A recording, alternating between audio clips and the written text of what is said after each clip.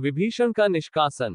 दूसरे दिन महान मेघों की गर्जना के समान घरघराहट पैदा करने वाले मणियों से अलंकृत 4 घोड़ों से युक्त स्वर्ण रथ पर आरूढ़ हो अपने सभा भवन की ओर चला। भांति भांति के अस्त्र शस्त्रों से सुसज्जित राक्षस सैनिक उसके आगे पीछे उसकी जय जयकार करते हुए चले।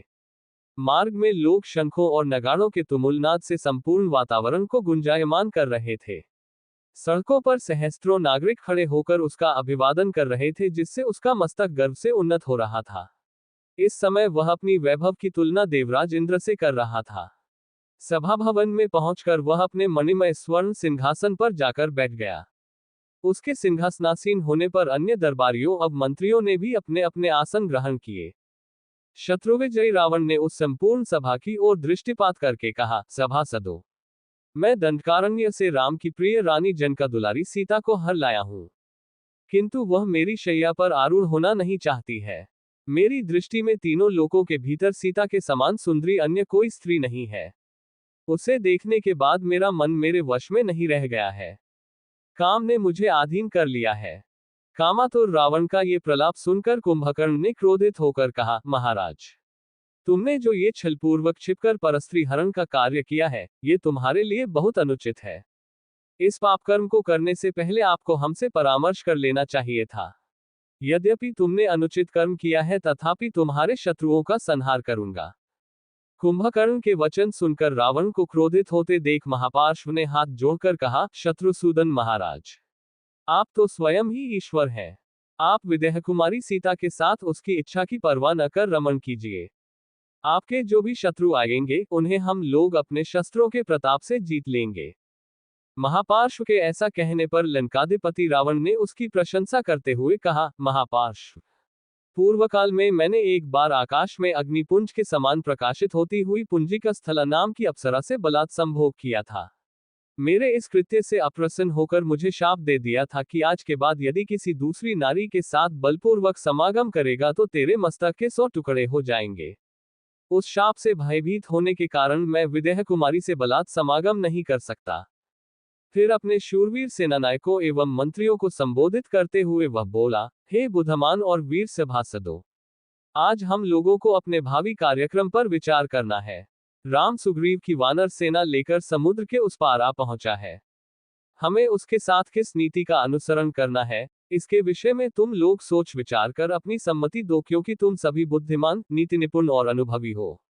रावण की बात सुनकर लगभग सभी राक्षसों ने उत्साहित होकर उसे वानर सेना से युद्ध करने का परामर्श दिया।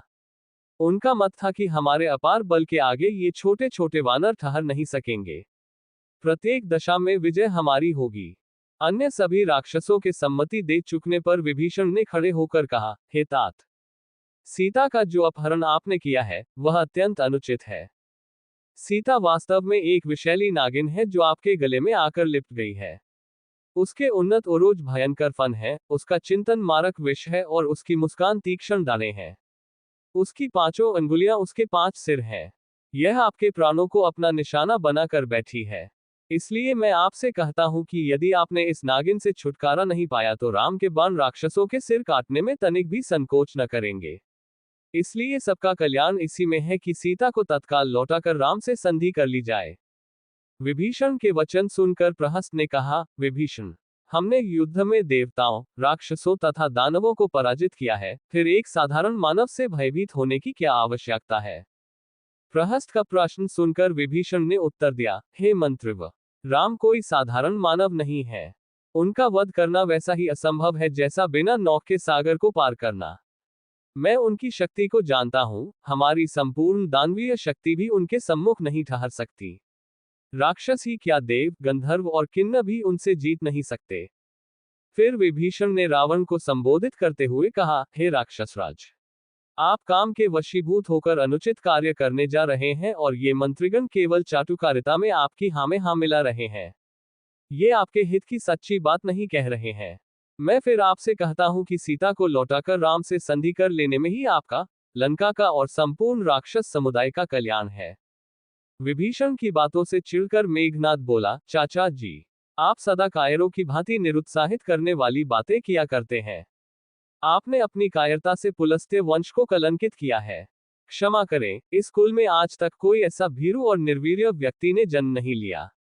मेघनाद के मुख से ये अपमानजनक शब्द सुनकर भी विभीषण ने अपने ऊपर संयम रखते हुए कहा, मेघनाद, तुम अभी बालक हो, तुम में दूरदर्शिता का अभाव है, इसीलिए तुम ऐसी बात कर रहे हो। मैं फिर कहता हूं कि राघव से क्षमा मांगकर सीता को लौटाने में ही हमारा कल्याण है।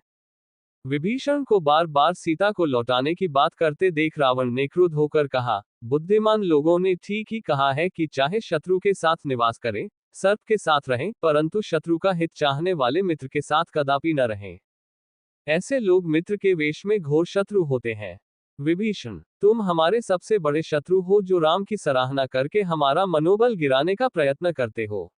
मैं जानता हूं कि तुम मुख से मेरे हित की बात करते हो, परंतु हृदय से मेरे ऐश्वर्य, वैभव तथा लोकप्रियता से ईर्ष्या करते हो। यदि तुम मेरे भाई न होते तो सबसे पहले मैं तुम्हारा वध करता। यदि वध न करता तो भी कम से कम तुम्हारी जीभ अवश्य खींचवा लेता। मेरे सामने से दूर हो जा देशद्रोही, और फिर अपना मुख मुझे कभी मत दिखाना। रावण से अपमानित होकर विभीषण उठ खड़ा हुआ और बोला, मैं समझ गया हूं, तुम्हारे सिर पर काल मंडरा रहा है, इसलिए तुम मित्र और शत्रु में भेद नहीं कर सकते। मैं जाता हूं, फिर तुम्हें मुख नहीं दिखाऊंगा। इतना कहकर विभीषण वहां से चल दिया।